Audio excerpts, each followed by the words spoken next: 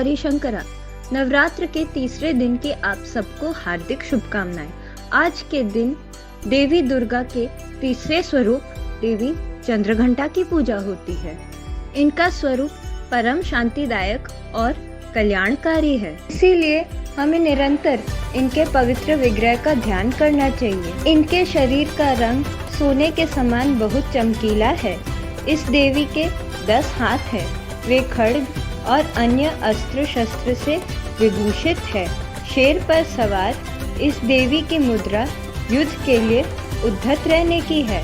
इनके घंटे सी भयानक ध्वनि से अत्याचारी दानव, दैत्य और राक्षस कांपते रहते हैं। देवर्षि नारद के कहने पर जब देवी पार्वती ने महादेव को अपने पति रूप में प्राप्त करने के लिए कठोर तपस्या की, तब देवी पार्वती की निष्ठा से प्रसन्न होकर महादेव ने देवी पार्वती को उनकी पत्नी बनने का वरदान दिया। विवाह के दिन महादेव राजा हिमावन के महल एक अद्भुत रूप में बारात के साथ पहुँचे थे।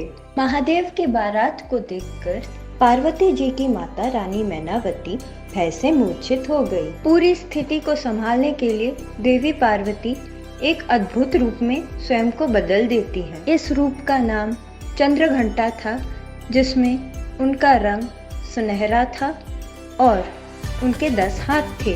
उनके 9 हाथों में त्रिशूल, गदा, तीर, धनुष, तलवार, कमल, अंकुश, बेल और एक कमंडल था, जबकि 10वें हाथ से वे अपने भक्तों को आशीर्वाद दे रही थी। उनका वाहन एक शेर था। इस रूप में देवी पार्वती ने महादेव से विनती की कि वो अपने को एक सुंदर राजकुमार के रूप में परिवर्तित करे और अपनी बारात का रूप भी परिवर्तित करे। देवी पार्वती की विनती पर महादेव ने स्वयं को चंद्रशेखर के रूप में परिवर्तित किया, जो अत्यंत ही सुंदर था। महादेव और पार्वती का विवाह समस्त रस्मों के साथ संपन्न हुआ। उनके विवाह के दिन को हर साल महाशिवरात्रि के रूप में मनाया जाता है। देवी चंद्रघंटा का ध्यान हमारे इहलोक और परलोक दोनों के लिए कल्याणकारी है। इनके मस्तक पर घंटे के आकार का अर्धचंद्र है, इसीलिए इस देवी को चंद्रघंटा कहा गया है।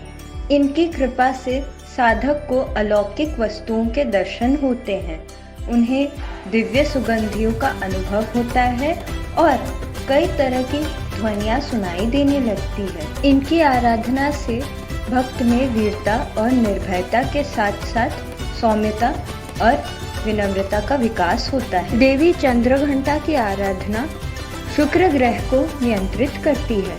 यदि हम पारिशुद्ध भावना से इस परम कल्याणी देवी की पूजा करें तो हम कष्टों से मुक्त होकर सहज ही परम पद के अधिकारी बन सकते हैं। जय गौरी शंकर।